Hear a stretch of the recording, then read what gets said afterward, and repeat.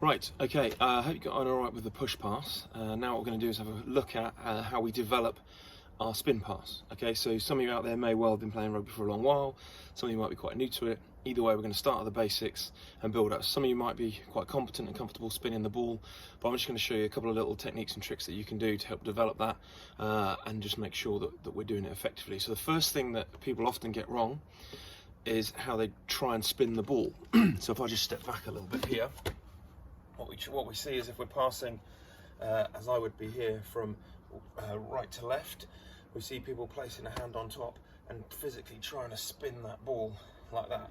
Okay, actually, what you'll learn is that the ball will spin naturally if you get your back hand positioning in the right place, because it should roll out of your hand. One thing just to demonstrate that, a little quick tip for you, is if you can get hold of some kind of drinks bottle. Now this is a Pepsi Max bottle, other drinks bottles are available, but I think Coke bottles are the same and Fanta ones, but just want to look for a bottle that's got these kind of dips in the bottom.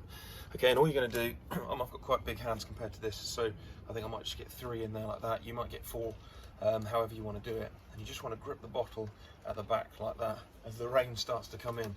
And what you're going to do is you're just going to grip the bottle like that, and you're going to open up your hand so you've got the flat open part of your arm, bring it to your hip, and all you're going to do is you're going to straighten your arm out.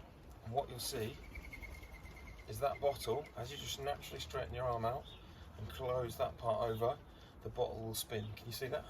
So we start there, the bottle spins. And that is just a really easy way to demonstrate how that rugby ball will turn naturally in your hand. Okay, so we'll swap that out and we'll pick up our rugby ball.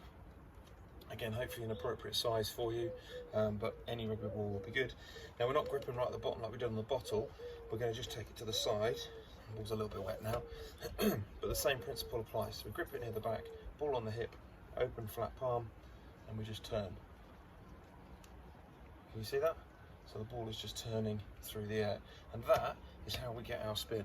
It's nothing to do with this hand. This is a control hand, as we'll talk about in a minute.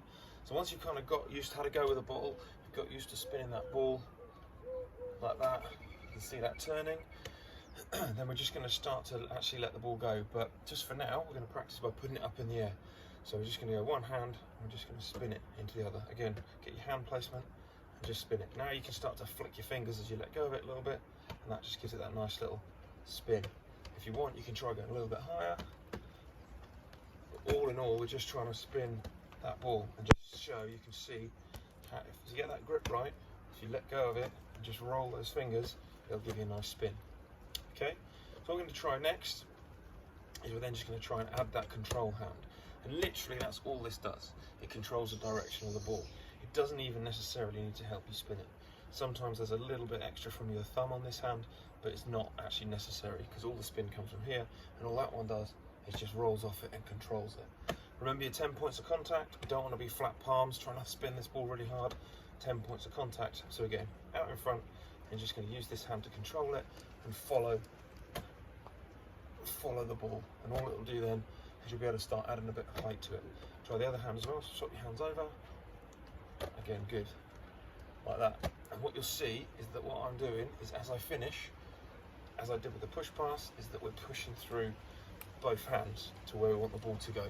Okay, we're not just letting our hands drop down, we're holding them in the direction of the pass. Okay? So the rain just came down just as I was finishing that last clip, but hopefully you got the idea. Or still getting me now. Hopefully you got the idea of what I was trying to say. The idea being that you can just use that hand to spin the ball, and the other one just controls the direction and helps control the hold of the ball. It's something that you can do. Try it with a small ball, try it with a big ball, and just try doing it whenever you can. Even if you're sat on the sofa with a little ball, just try flicking it with your fingers. Tennis balls, footballs, everything works. The same principle. Just understand what that hand does and how it can turn the ball. You don't need to force it. It's actually a natural movement that will help you learn to spin the ball. And then on the next little clip, we'll look at how we develop that into an actual, what looks more like a spin pass in a game of rugby. We hope, if the rain holds off. Okay, good luck. See you on the next video.